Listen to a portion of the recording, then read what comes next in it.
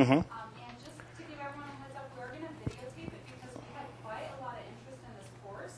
So I'll send out the video to everyone who enrolled and everyone who was waitlisted. So you'll get a copy of the video and of the PowerPoint deck here in about a week or so. So my name is Kim Blakely. I have oversight of the of Qualcomm's Employee Assistance Program, which is through Anthem EAP. It's an outside company that we utilize to provide services to our Qualcomm employees for professional counseling services, financial advising, attorney services, all at no cost to our employees. So it's a wonderful program that if you haven't yet heard about or know about, I would encourage you to look at just to keep in the back of your mind in case you ever want to use it in the future. And you can access the program through go/EAP. So what we do is we put on these monthly training seminars as a way to introduce a topic and give you some tools and resources. And then we encourage you to, if you want to continue working on some issues that you might be having, to utilize the Employee Assistance Program for further assistance. Great. David is a wonderful resource. He's a trainer with Anthem EAP, and he has a great background. That's a perfect fit for this. I'll have him introduce himself. Okay, so you found out about my 8 divorces. And you figured, oh, well, this guy must know something. At least it might be a what not to do. How's that? Good afternoon, everybody. I am so happy to be here. My name is David Burden, and I'm with your EAP program.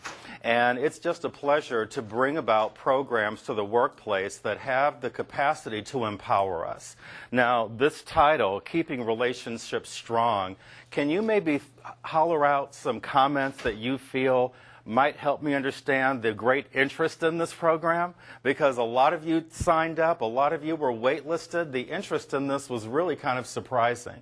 What sort of things were you looking to get answered today? Don't be shy. All right, sorry. Sure, sure. So my 25th wedding anniversary is coming up. Ah, And so I've been with my husband for about 28 years. wow. And I figured, there's always room for improvement. Always. Looking for ways to keep the spark going. Sure. 28 years of kissing the same man. Okay. Well, good for you. At a certain point, sparks can be dangerous. Luckily, you're not there yet. Right, but of course, there's peaks and lows. Of course, of course, of course. On a high, and I want to maintain the high. Okay. So I'm looking for Wonderful. Thank you for sharing that. Yeah, keeping the sparks alive, a relationship of 25 years, because one of the things that happens when you've been with someone for a long time, or even when you've worked with the same people for a long time, or you've been friends with someone for a long time, what happens? Do we start taking people for granted?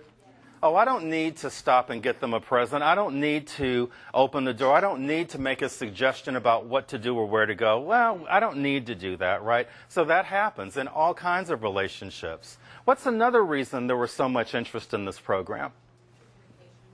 What kind? I thought we were supposed to just read your mind, no? Different styles of communication?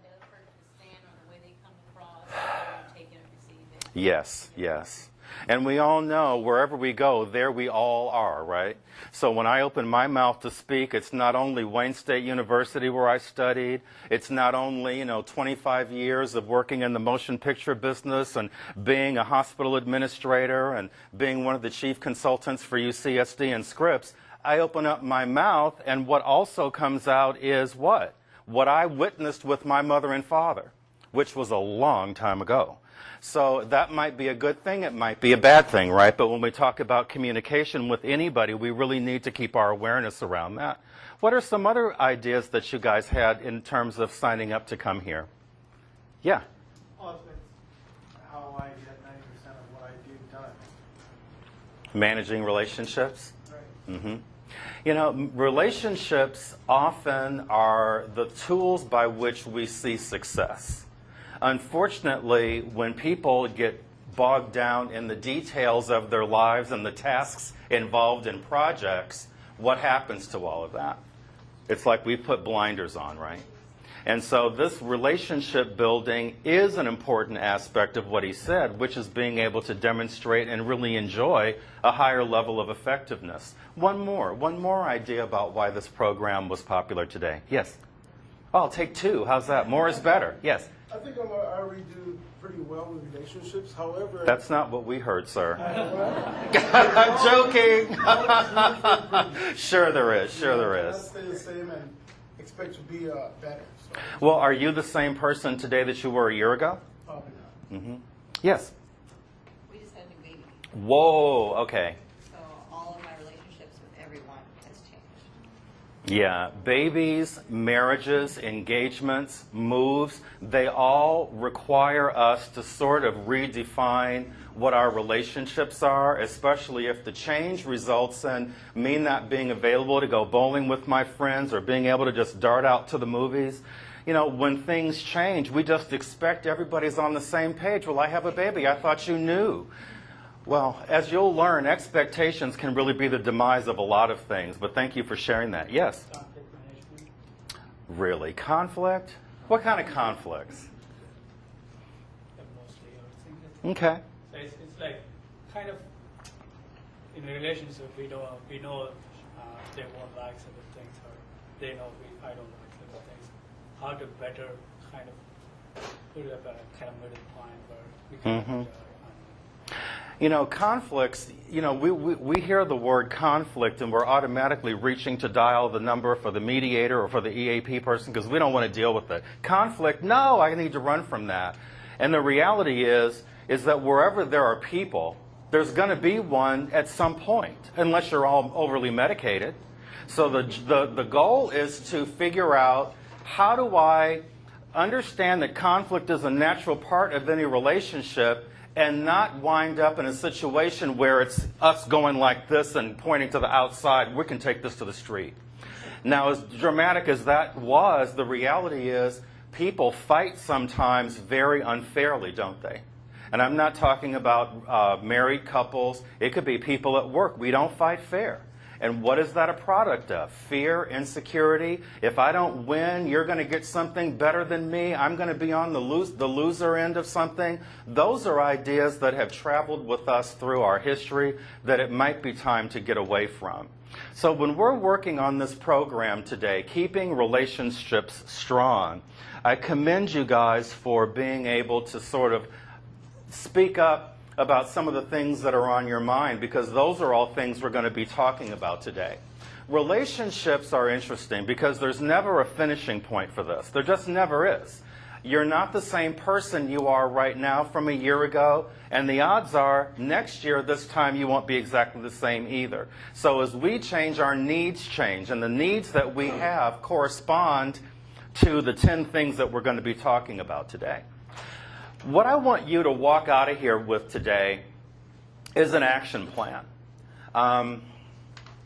When I think of the programs I've done, and I'm a keynote speaker, I've done probably 300 workshops this year across the country, probably 200 or so hours of webinars and radio. And one of the things that I really want people to do, especially with a topic like this, is to look at this content and say a couple things. Number one, where have I been with this, to get a snapshot of where you are right now. I would also like for you to take a look at where you would like to be relationship-wise. So if you have a piece of paper or something to maybe jot a note down on, turn it landscaped and just draw 2 big circles and title one, now, and title the second circle, next. In order to make a change or make something improved, you have to know where you are. You have to assess where you are in the right now, right? If you don't know where you are right now, you don't know what you need to learn, unlearn, or do more of or less of. So I would encourage you to do that, because as we leave here today, and let's face it, I've got about 45 minutes, and some of you look like you really need help. I'm joking, of course. No, not really. Have you seen that back row? No, I'm just teasing. But the reality is, though, this conversation could easily be 5 hours, 6 hours. I mean, people have been talking about relationships forever. So in this 45-minute time frame, I want you to be thinking as you look at the information I present, where am I now? Is this meeting my needs? Do I need to make a change? Do I need to do something differently? Fair fighting, oh, as I reflect back on that briefly, I don't do that.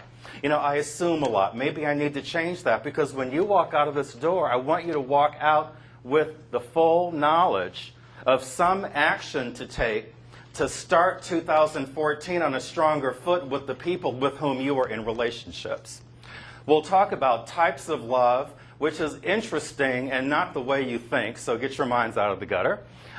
Some keys to longevity, talking about challenges and conflict. It's not so much avoiding them as what to do when we have them. And balancing styles. Balancing, and then we'll talk about the 10 relational essentials. Does that sound like a good time for you in terms of a good use of your time today? Because I know you're missing the holiday party, or at least 45 minutes of it. I'll try to be as entertaining with this as I can. It's going to be a struggle. All right, so we've got 6 types of love relationships: eros, ludus, storge, pragma, mania, and agape. I am not turning this into a primer of love today, but it's important that we know what these types are, because did you ever stop and think, why am I attracted to this person? Maybe you know someone. I did not like the way that sounded. Ruben, when I asked the question, have you ever wondered why you were attracted to somebody, she said, oh, yes. I don't know. I'm taking a lot away from that. But, it's interesting. We all have friends that date the same person all the time, and they look for a different result each time. And I'm like, the first 13 husbands, it all ended the same way. Well, basically, and I would encourage you to study these on your own. It's a quick internet search. The author of this process, his name is John Lee. And when we talk about eros, and thank you, Ruben, he gave me my stage directions. Do I get a cookie? When we talk about eros, we're talking about attraction. Nothing to do with the heart or the mind. It's all pretty much about the eyeball. I like what I see. I feel good. It's a physical attraction. It's beauty.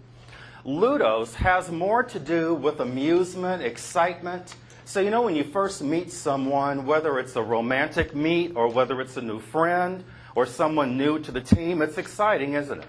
It's new. We're doing new things. Hey, let's go out for coffee. Hey, what are you doing after work? Whatever it might be. Because when you guys work 100,000 hours a week, maybe you are turning to the left or to the right of that cubicle and looking at that coworker with renewed interest. I don't know. But when you are looking, I'm going to tell you these make a difference, and I'm going to also apologize in advance for my handwriting. All of high school and my first 4 years of college, all with nuns and priests, I hope they're dead. Seeing this would kill them.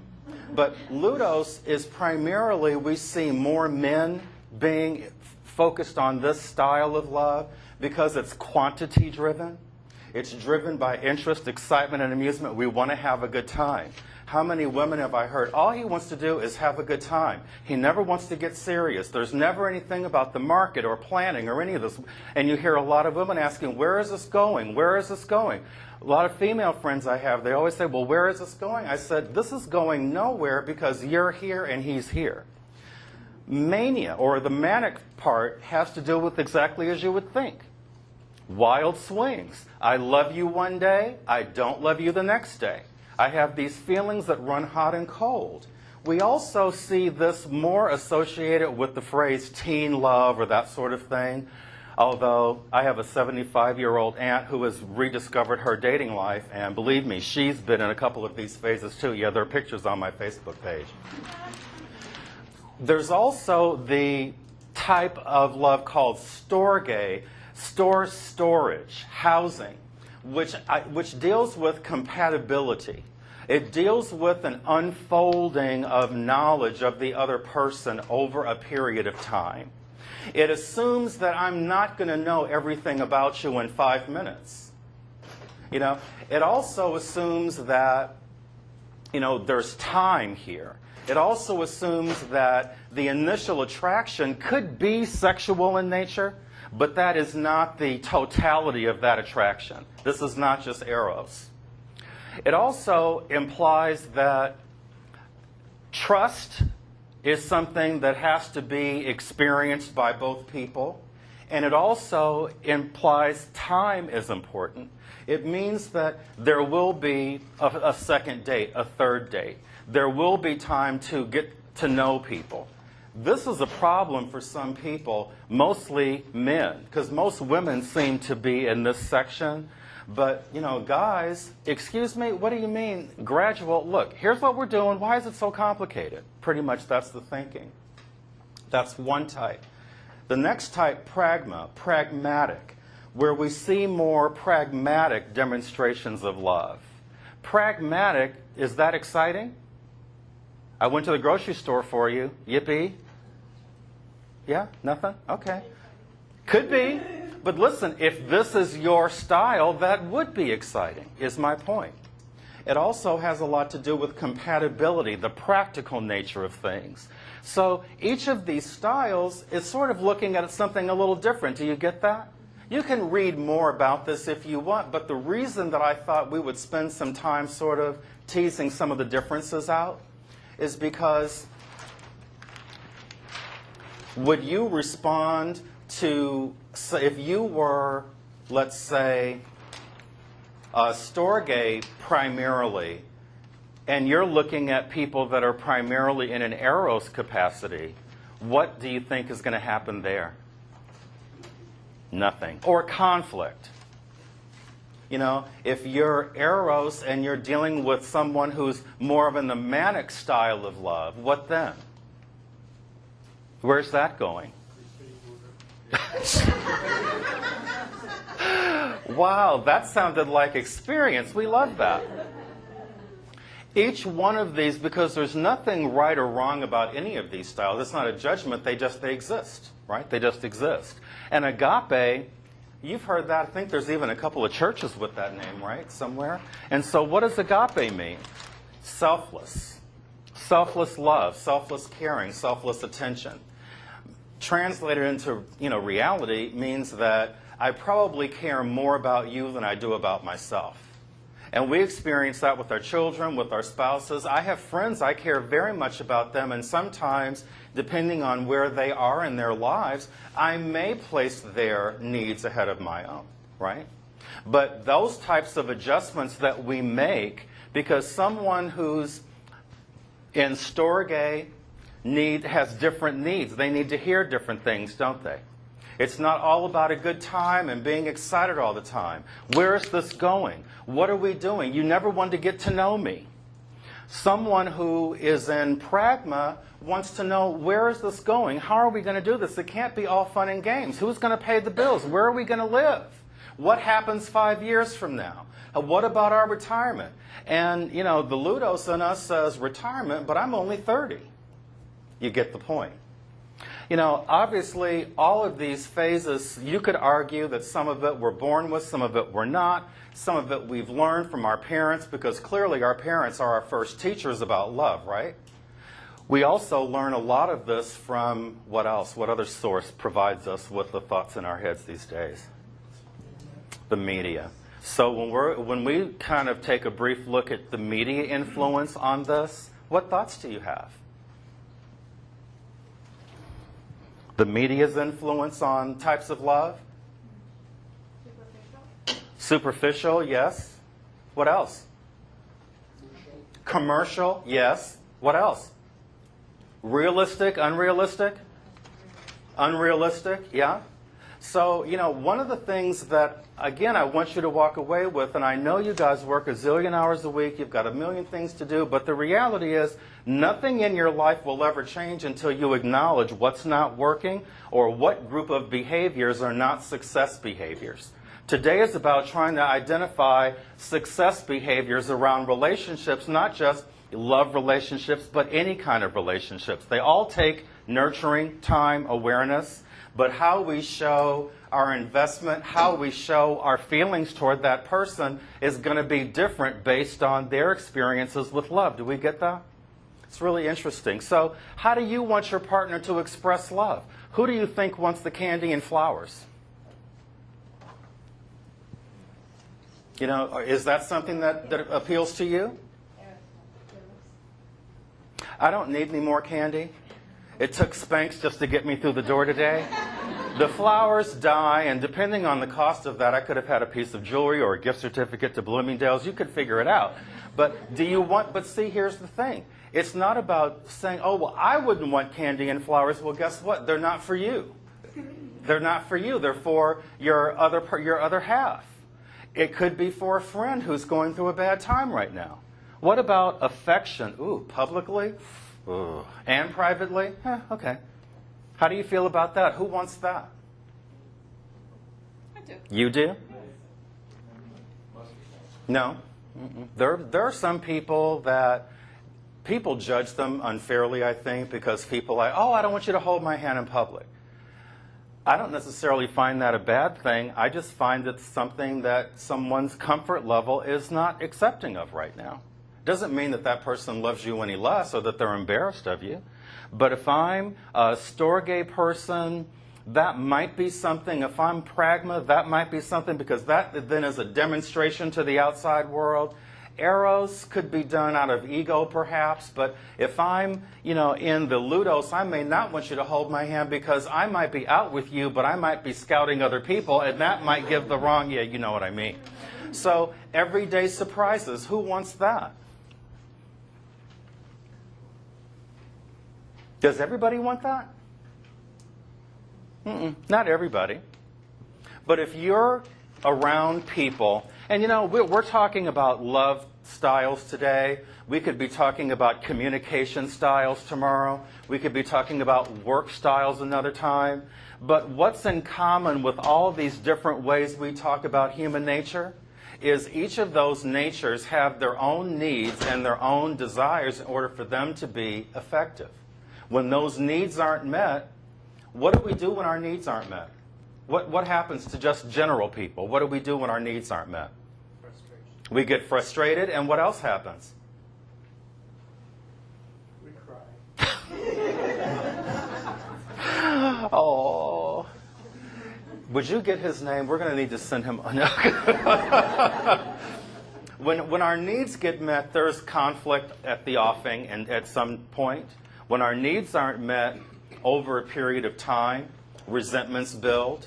And then when resentments build, when you talk about a conflict, it's very difficult to talk about a conflict when resentments have been building because of unmet needs. It's very difficult to have that conversation without what I call laundry listing. So now you have finally ignored my needs after these last 27 years. So you know what? Today I've had it. And I'm going to tell you about what happened 20 years ago, 10 years ago, 5 years ago. What's the other person listening to at that point? Nothing. Because you haven't identified the problem. All you've done is told me what you've been unhappy with all this time. You haven't told me what the catalyst was for this conversation. So when we look at what do our partners want, we not only have to look at what they should give us, we need to look at what do we need. And we need to be able to tell people what we need. And it doesn't matter if it's a boyfriend, girlfriend, husband, wife, boss, coworker. We call this clarity and expectation management. We don't make you guess what I need. I tell you what those needs are. And they differ. Today somebody might like a lot of surprises. Maybe next month they won't. Maybe it's helping around the house or with the family or hearing the words I love you or just being there in silence. By the way, one lesson I've learned the hard way, don't ask me how, you can read it for yourselves on the internet. Sometimes the spouses don't want us to solve their problems. But we know everything, don't we?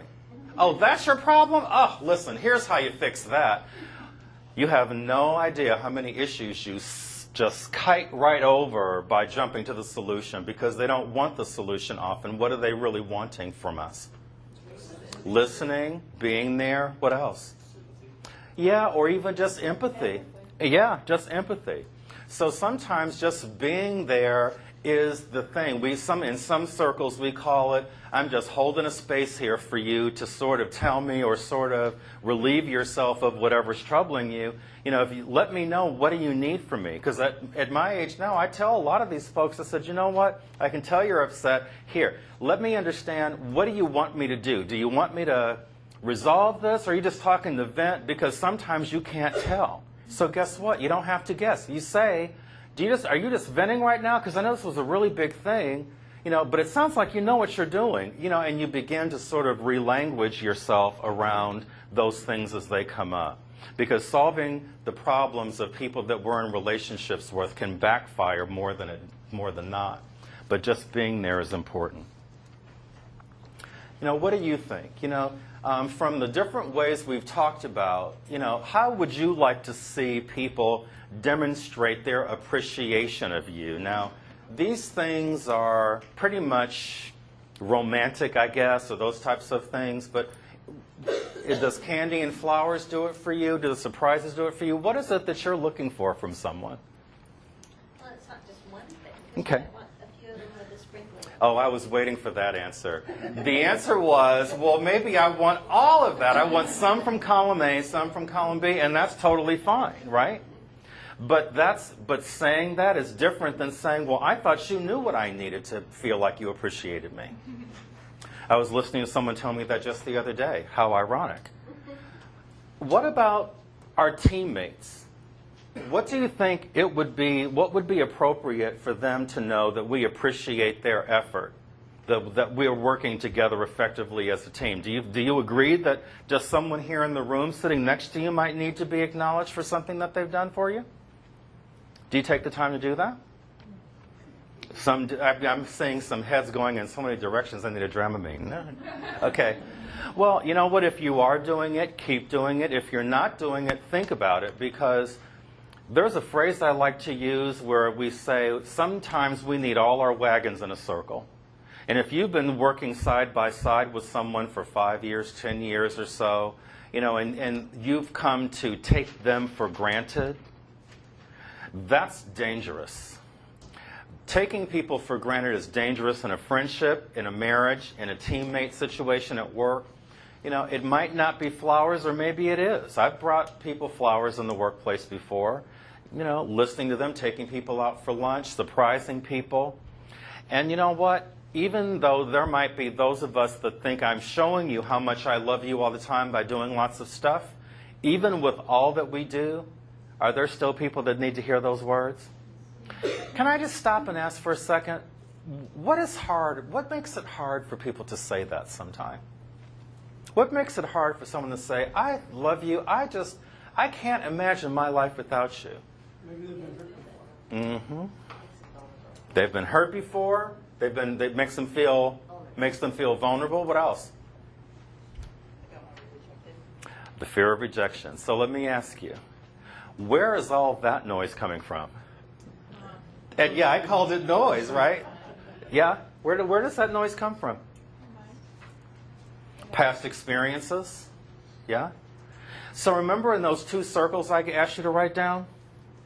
In the now, I'd really encourage you, if any of this is pinging in your mind, you know, I'd really ask you to think about right now, how much of my past, the relationships that did not work out, how much of my past in terms of jobs that haven't worked out, where I've been taken advantage of or abused, someone took my ideas, or I went out with somebody and they rejected me, how much of that went on with you is still something that's happening to you right now? You don't need to acknowledge that publicly, but document just something to jar your memory. Because I'll tell you what, when we're right in the middle of we're at, what is this, the 17th of December? So the year's almost over, right? And you've got a wonderful opportunity to look back at the year and say, what went well, what didn't, what would I like to repeat, what things must I never do ever again? And you've got an opportunity to divest yourself of anything that's going to hold you back from having effective relationships. The world doesn't work when relationships are in the gutter. It doesn't work like that. So if you're looking at the person next to you and saying, she reminds me of somebody that, and as a result of that, I interact with her like she's actually someone else, and I know that to be true. Have you recognized that at all? Let me tell you, I was at the convention center in Sacramento. There were lots of people, and there was a woman. She came and sat right down in the front row. And body language, I'm a big observer of people, and I watch how they walk in. I watch what they do. Kind of, are they saving seats for others? Are they editing my handouts? Are they judging me? What are they doing? And this woman came in. She was so angry, and her body language, her facial expressions, everything demonstrated that. And as it would turn out, using a technique I would recommend for myself, I discovered that I reminded her of her ex-husband. She was throwing darts. I was going to be on stage for like 4 hours. And I thought, you know what, I'm not going to stand here in front of this woman for that long. She might hurt me. She looked really mad. So I just said, hey, how's it going? No answer. I said, can I just ask you something? And with all loving kindness, who shot out your porch light today? And she looked at me. I said, it was the husband. And she said, it was my ex-husband. I said, well, it can't be all bad. He must have been handsome because I look like him, right? And ultimately, that was what she said. But here's what would have happened if I hadn't taken that risk. That whole time that we were all there together, she would have been looking at me and hearing what? Nothing coming out of my mouth. She'd have been remembering what happened before. Do you see a connection between not being free of those things we need to sort of let go of, relationship and interpersonal wise, and their ability to sort of interfere with me getting the best out of you, the best out of you, the best out of you? How do you get to know what those things are? How do you get to know what you're carrying around with you? Go ahead, think about it. I'll wait. Recognize your own triggers. Recognize when you react to something and just jot it down. Reactions that are what? Potentially negative. Out of the ordinary. So I like to think of it as your reaction is a 10 for something that's really a 2, kind of. So what's that all about? Looking at repeated mistakes. Looking for a period of time where you're always frustrated, where your frustration may result in talking down to people. Because when we're talking about how we want our partners to express love, appreciation, respect, understanding, empathy, effectiveness, whatever it is we're going for, we have to really know what we're looking at. You've got to know that there are people that address you, and the response you're getting from them, you think, you could not possibly be talking to me. So we do this in love relationships all the time. Look at anybody that's been married more than twice. There are a lot of people I know. I had a great aunt that was married 13 times. She married the same man all the time. In fact, literally, she married one man twice. But she drank. I think she may have forgotten. So, again, we think about, what's going to make us happy? Do we need outward demonstrations? Do we need quiet demonstrations? How am I communicating to my partner or my teammates or my friends what my needs are? Or am I comfortable just sitting and saying nothing and assuming that you know what I need? Yes? I have a question. Sure. So, with the example that you gave with the lady, Yeah. remembering her husband, Mhm. her ex-husband, how will you tell her to just stay in the moment and don't think about that? Oh, that was actually quite funny. I Sorry about that. I told her that I came back to her every 20 minutes and just said my name. And just said my name. I mean, now that is so off the charts, and my personality is bombastic. I would not expect anyone else to do that. But it is important that when you're communicating with a wife, a husband, a boyfriend, girlfriend, of whatever tenure you have them, it's important that you really, when you're in tune and really hearing, and I mean hearing with your whole body, you're not just listening to words, you're looking at their facial expression. Do they look bored? Are they sitting off sort of semi-detached? Are they looking at their cell phones? I said at Qualcomm. Yes, I said that out loud. Because you know what? Even though technology is part of all of our lives, thankfully, guess what? When you're out to dinner with somebody, can you imagine, is there an impact to looking at email and text messaging and taking calls that don't matter? You know, it's always interesting when I go to restaurants and I see people answer a call. First thing is, oh, I'm at a restaurant. Oh, I'm at Kiefer Pass. Oh, yeah, with David. I'm like, oh, so that call was really critical. Okay, gotcha. I know where I stand, potentially. But, you know, we look at those things and we say, do they really know that this upsets me? Have I communicated it to them, or do I just expect that they should know this? The triangle of love. Doesn't that sound like a 70s disco song? The one thing I want you to sort of know, now this is a patented thing here, but the reality, boots on the ground, how I would say this, I would call it the roller coaster of love. Why roller coaster? More than that. Real life is, I mean, almost in everything, ups and downs. You're never going to have pretty much the same thing. Just like, you know, there are some love types for whom sex is not that important and the pragmatic things of the relationship are. You know, sex comes and goes in relationships. You know, that excitement of relationships, whether it's someone you work with or just a buddy that you hang out with, sometimes that newness wears off. Sometimes things just get into I wouldn't want to say doldrums, but things are just not that exciting. It's kind of business as usual until something happens. You know, then the something is normally, in a love relationship, we need to realize that all of our focus has been on commitment. All of our focus has been on raising children, putting money in the 401k, paying off the mortgage, doing all the things that our American culture tells us we're supposed to do. Okay, those are great things to do. How do you know where the balancing point is, though? Because you mentioned spark. This is normally, you know what tamps out the spark? The day-to-day travails of relationships. So we'd call this triangular theory. There's a period of intimacy, there's a period of passion, there's a period of commitment. Those things are fine, but we need to maintain an awareness. If I haven't been out with my significant other in a week because we've been busy cleaning the house and making sure the cars were okay and planning trips, you know what? That's an opportunity to say, you know what? Turn the computer off. We're going to walk over to that restaurant right now and not take no for an answer and leave your cell phone at home. I've been known to do that. You know, intimacy can get lost in the shuffle of day-to-day stuff. But intimacy for a love relationship between a man, a woman, or whatever your situation is one thing. But doesn't this apply to friendships too? When we have friends and we have a life change, we have a baby, we get married, do those friends become less valuable all of a sudden? Are they really? Does their value diminish? No. What diminishes, though? Or what changes?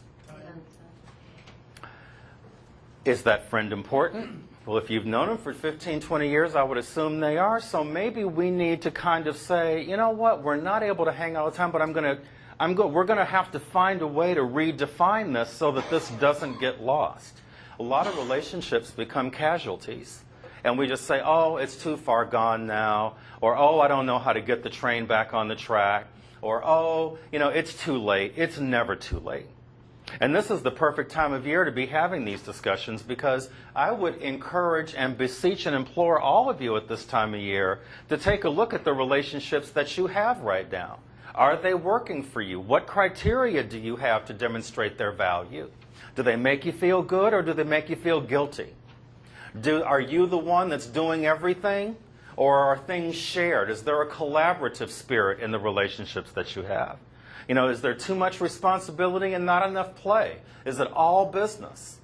I mean, and I have a friend right now, love her to death. She's a wonderful woman, but she's never off the clock. I'm like, Yvette, enough.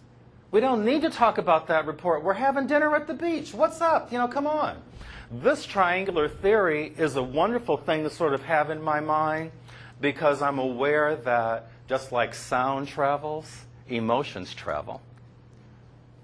But we have to be aware when those emotions are traveling. We have to be diligent about, we've spent all of November and December taking care of relatives. It's us time. It's us time. We're going to do something else. We don't even need to figure out what it is. Let's get in the car. We'll figure it out as we go, kind of thing.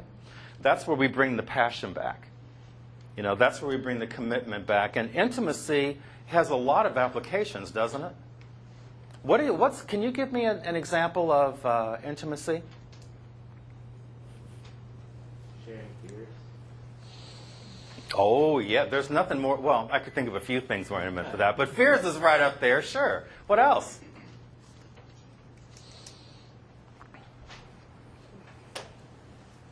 Oh, I hope you're not answering because you don't want everyone to know. I'm hoping it's not because you don't know. Sex. Could be sex, sure. It could just be sharing. There are times I've had intimate moments with strangers, you know, on a train, someone that I've not met before, and they, for some reason, they trusted me, and we just shared fears, not only fears, but hopes. Because there are some people that are comfortable sharing what they're afraid of, but there are very few people who are totally comfortable sharing what their dreams are, because a lot of cultures say if you talk about what your dreams are, they'll steal it from you, they'll steal your idea, and then we start opening into that again. So that's a demonstration of intimacy. What are some other examples? Really good conversation. Yes, very intimate conversation. What else? Going to the grocery store together. You know, maybe, honey, you know, this is our bill paying day, and I normally do this, but you know, this would be so much fun if you would just sit here and watch me. That couldn't that be? So, unless you're fighting over, you know, the Saks Fifth Avenue bill, which doesn't happen at my house, but you know, but the thing is that you can keep your triangle moving. You can keep it moving with the energy of creativity. Because this doesn't have to be something that you see on Dr. Phil, you know, or any of those other programs that show these ideas of intimacy and what relationships should be. Your relationship may not resemble anything I've ever known, but it might work for you, and that's all that's important, right? So the goal is here to create something that works. You can only find out what's going to work for you when you assess what hasn't worked and take a look at what you want. See, this is the part of the workshop you may not like. I don't have the answers. In fact, I hope I mentioned at the beginning that this workshop really promises to offer up more questions than it does answers. No one can answer what you need to feel loved. No one can answer what you feel or what your needs are about a relationship that's going to be fulfilling and develop you and make you feel wanted and loved, or whatever your needs are, because those needs come from the lives we've led. It comes from the childhoods we've lived. So that's really unique stuff. You have to think about that, and then you have to make that happen. Love at first sight is easy to understand. It's when two people have been looking at each other for a lifetime that it becomes a miracle. I am so old. I've actually got relatives that have been married 60 years. I'm like, oh God, 50 years, 40 years. I'm like, oh my God. Do you know how many marriages I could have had in that time? Oh, that's funny because it's sad. But it is kind of why do we consider it a miracle when people stay together? Because we still do. Why do we consider that sort of miraculous or a surprise? We say 40 years, wow! Where does that surprise come from? We hear so many divorces. Yeah. And what have we seen? We're surprised because it's so hard, isn't it? There are things that people do, and you're like, you've got some good things about you, but man, that stuff you do really irritates me. And so most people that have been married for a long time, they weigh out. Is my irritation over you leaving your dishes in the sink, or your aversion to doing any domestic chores at all, okay, that's a real negative. But does it countermand the positive that you bring? And so there's this mental balancing act. On a scale of 1 to 10, I don't want to see the nutcracker. But for you, it's important. So my desire to not do something is less than your desire to do it. Sometimes we just have to go along to get along. And that's kind of that agape love, which says, you know what, you know how many plays I've been to? I just wanted to hang myself. But I'm like, oh, well, as long as you're having a good time, that's all that matters, kind of thing. That's what you do. That's how it becomes a miracle. Time, patience. Compromise that I do things for you that make you happy and you do things for me that make me happy. It's all compromise.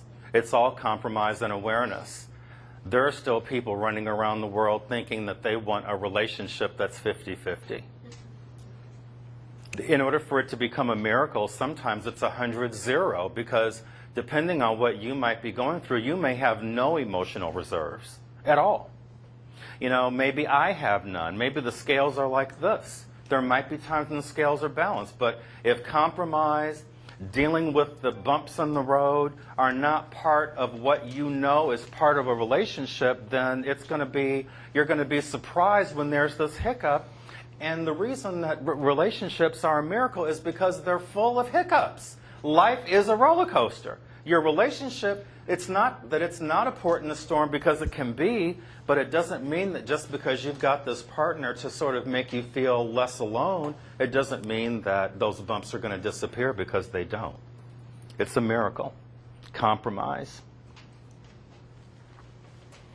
Keys to longevity. Well, these young people look like they have their whole lives in front of them. They look very young, and we hate them for that, or at least I do. Youth. Oh, I scour the city looking for my lost youth, and I have not found it. You know, we have to establish time for ourselves, and that is so hard. Why is scheduling time for ourselves so hard now? Yes? Because you're working many hours. You're working a zillion hours, right? So let me ask you, if a key to longevity is establishing we time and me time, and you work in a place, pardon me for saying this, but did I see a spa mobile on the front of this place?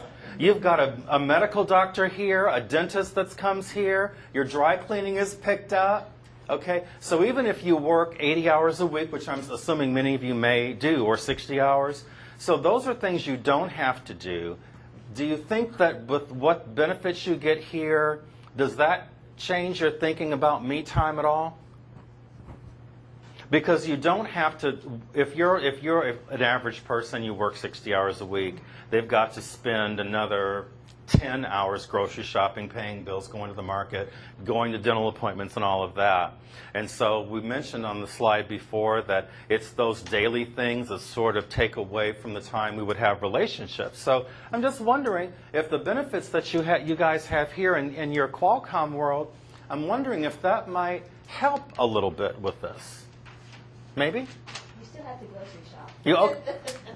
Sorry. Oh, there's always something. Yeah, that's true.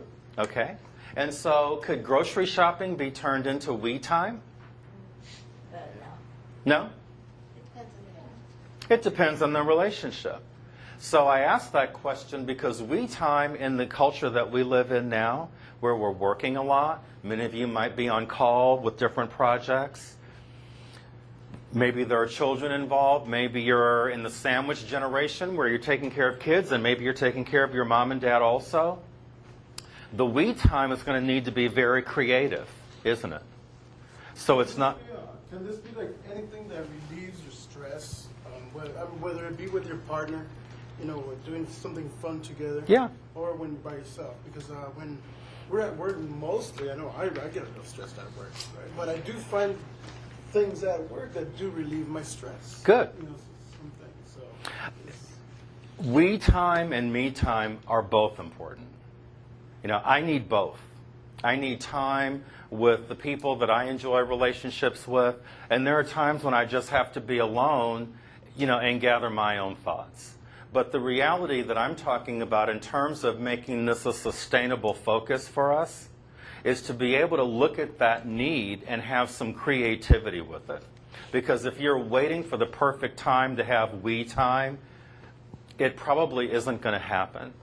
And so the we time can be almost anything that you agree to. You know, couples have to have values. Friends have to have values. What do we value? Because the things that we value, what do we do with? We respect them, we do them, and we protect them. Because we time and me time, if you don't put boundaries around them, you know, something may happen, and you may be in the process of having we time with the husband, and they'll say, oh, you know, honey, I can't do that tonight because something else. Next week, something else. And it becomes easy to sort of get away from it. Calendar it if you need to. Do something to make it sustainable. We have to start talking about our expectations and not just assuming that people know what they are. Because very rarely do we guess right. You know, we do guess right every now and then, but it's guesswork, right?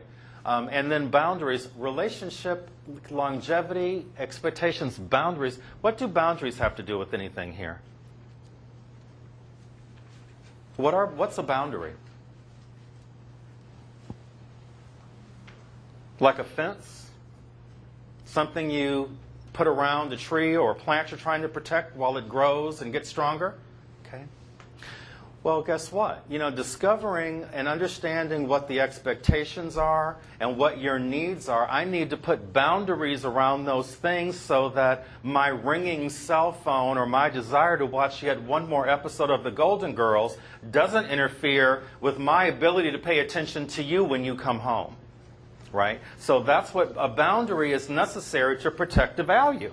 And if the value is on we time, or maybe it's you and hubby and the baby time, or maybe it's just the husband and the baby and then you are off somewhere else, whatever it is, we need to protect that, because if we don't protect it, what happens to it?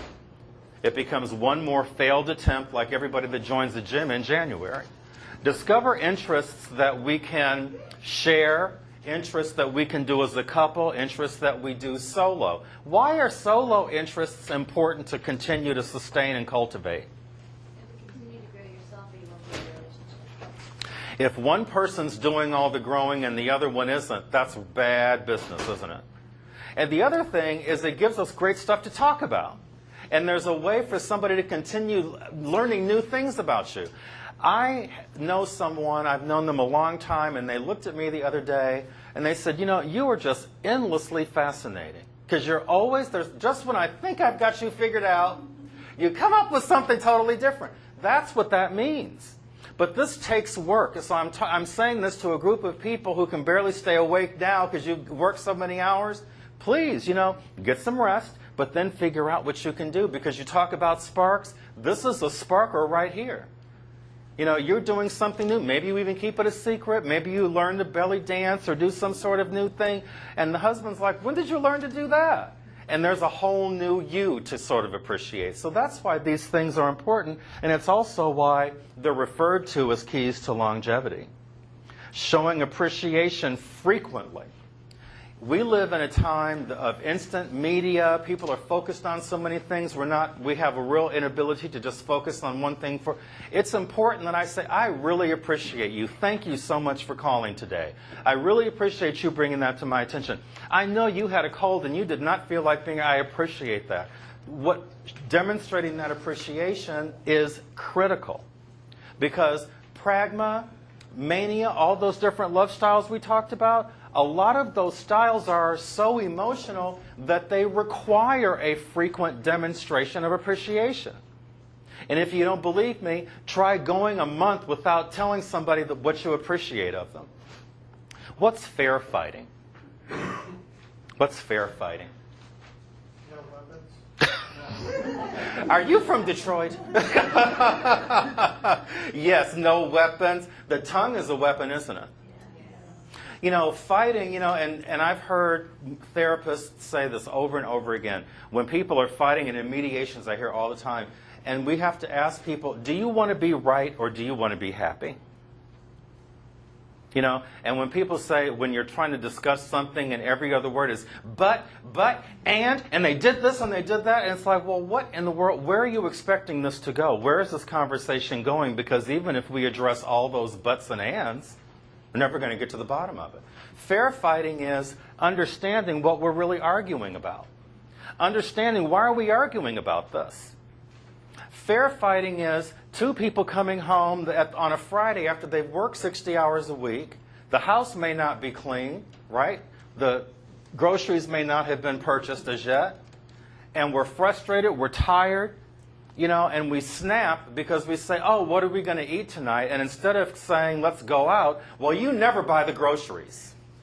I always buy the groceries. That's not fair fighting, is it? because you're not answering the question. You're bringing something back, not a judgment. It's just an observation, right? Could point out that you're frustrated about having to do all the grocery shopping. And if it were me that you were saying that to, I'd say, okay, so I'm hearing that the grocery shopping might be a bit of an issue for you. We can talk about that at dinner. Let's go. Because that's really, are we fighting really over having dinner? We're fighting over dinner? There are countries at war over poverty. This is what we're arguing about?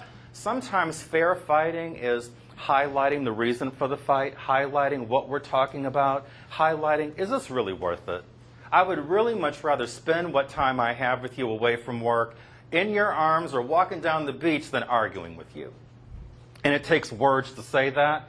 Time, you have to stand still and look at that person and not look at your iPads and cell phones. That's what mountains and molehills are. Is this a mountain or is this a molehill? Who cares? Well, you didn't pay the electric bill. I am so sorry. I'll get right on that. As opposed to, well, you know, you're supposed to pay it. You told me last... Do we really need to... But isn't that where fights go? Is that fair? It's not only is it not fair, it's not productive. And all that happens is one of the other casualties is communication, because now you're not even listening to what I'm saying. You're only listening to what I'm saying so you can create a response to it. Nothing is ever going to get resolved like that. Recognize relational trends. That's why I asked before, are we the same people we were yesterday and now, a year ago now? No. The things that were important to me then, not so much now. Be aware of that. But there are people I know, they still, and you know what a good example of this is? Brothers and sisters. I am thousands of years old. My sister still talks to me like I'm 2. You know how that feels? Awful. You know, and so we have to see relational trends. Things change. We go to another cycle. We learn some new things. This is an awareness piece. Is the situation a reflection of communication strategies? Does the issue need to be addressed right now? Or do I just want you to be more like me? Do external relationships influence our perceptions? So when those fights are turning into challenges, these are questions that have to be asked in your mind before you respond to that other person. And I'm sorry, everybody, it's 1 o'clock. We're going to be wrapping up in just a second. But when we're talking about this, you know what? I'm not going to argue with you about this because we just communicate differently. You look for one thing, I look for another. We're both looking at the same thing. Would you just please pour me another cup of coffee? Does this really need to be addressed? Because, you know, there are plenty of times where it's a problem for you, it's not for me. And there are times when there's something that's a problem for you that needs to be addressed, but it's not a full-on 5-alarm fire. So we acknowledge it. We say, you know, this is important to you. Do you want to resolve this right now? Because we can talk about it now, or because I don't know that it's, you know, we've got these people waiting, you know, that sort of thing. We also have to take a look at when someone is talking to us, if we've got the benefit of being with them for a while and we see how their family structure works. You know, there are plenty of times I've said to somebody, you know, I am not your father, I'm not your husband, I'm not that brother that you have a problem with, and I'm not that boss that burned your lights out. Because you can tell sometimes how people are talking. When you've got the benefit of looking at their landscape, you can see they're responding to you from another point of view. You can sort of reflect that to them and say, you know, here's kind of how you're coming off at me. You know, I'm just wondering, is this your mother again? Or, I mean, I'm not judging, I'm just asking because don't you want to get past this? You know, so these are questions that have to be asked all the time, and I do mean all the time. You never just get one answer and say, well, that's done, and check it off. It doesn't work like that. These are conflict styles. These are fairly standard: aggressive, passive, assertive, collaborative, feeling-based, thinking-based. Which ones pop out the most up to you in terms of being effective strategies, not bad ones? Assertive? Assertive, yeah. What else? Yeah. I think from here down is pretty good.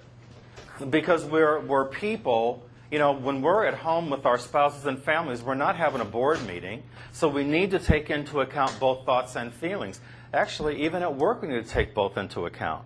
At work, there's a less of a likelihood that I want to deal with your feelings. But if you're interested in keeping teams together, sometimes it helps to just say, I can see you are really angry about this. Did you put a lot of effort into this?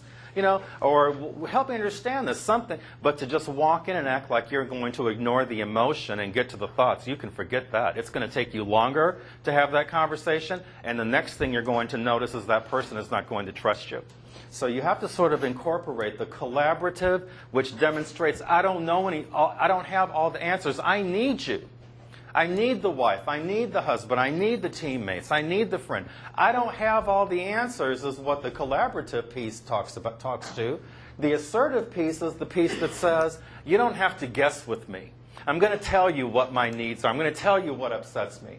Feeling and thinking. These are the elements. I'd circle those. Because when people start yapping at each other and start snipping and all that, this is a great reminder to just look and say, oh, yeah. I'm not doing any of those things right now. Love is a choice you make from moment to moment. Barbara D'Angelo, so don't you love her? But, I've got all her tapes and books and stuff. But the reality is that all of this is about choices, isn't it? What's the biggest choice we have to make in order to make this topic really go in our lives and help us create a great 2014 in our relationships? What is the choice we're going to have to make for this to happen?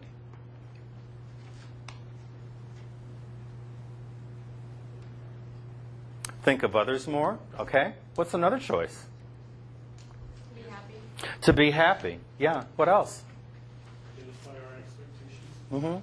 We're going to have to choose to talk about our expectations, working through the fear that someone may reject us or tell us our expectations are stupid. We're going to have to choose to do that, right? Thank you, sir. What's another choice you might need to make? Taking action. For me, as I'm reflecting on the year I've had and the year ahead, I think to myself, all the actions I want to take, I want them to be summed up under success behaviors. Because without good relationships, nothing goes far, does it? So I'm looking at this and I'm thinking, what choices do I need to make in order to have better relationships? I need better awareness of how I react. I need better focus on how I observe other people observing me. Because, you talk to people and their faces do different things. That's a moment of development because I can say, wow, what did I say? Your face really did that weird thing. Unless you're having a stroke. Yeah, are you okay today? Yeah. So, you have to figure out what choices you want to make. It also requires you to choose to sort of assess where you are now, see what's working, see what's not working, and design for yourselves what you would like to see happen in this next 12 months. Pick some actions that you can take. Is it we time? Is it establishing some better rules around how to protect the relationships I have? Is it demonstrating appreciation? Is it reading the signs that people give me about what their needs are around Eros and all of that? And being able to turn that into how I can act a little bit more responsibly given who they are, who they come to me as. Those are things we can do. We balance, identify communication styles, misperceptions. Remembering that what the behavior means to you might be different from somebody else. We make assumptions. We might make a choice to stop doing that. Plan surprises, a weekend getaway, separate relationship issues from general life issues, humor, praise, learn what's important to the other person, be creative in expressing appreciation, don't expect people to read your mind, schedule private time, identify the real issue when disagreeing, listen without judging, forgive and let go, and keep in mind what really matters in the big picture. So you could, of those 10 things, you could pick 2 or 3 and focus on those as a way of defining what you would like your 2014 to be. This whole business about relationships is about not only empowering your own life and enriching your own life, but enriching the lives of those you love and who love you. And this is a wonderful time of year to be talking about that, isn't it? Because, money is the one thing that love can't, you can't buy this, can you? You just can't. So thank you all for coming. Thank you for your time. Thank you for staying 5 minutes later. Thank you, and have a wonderful holiday. Thank you very much for coming.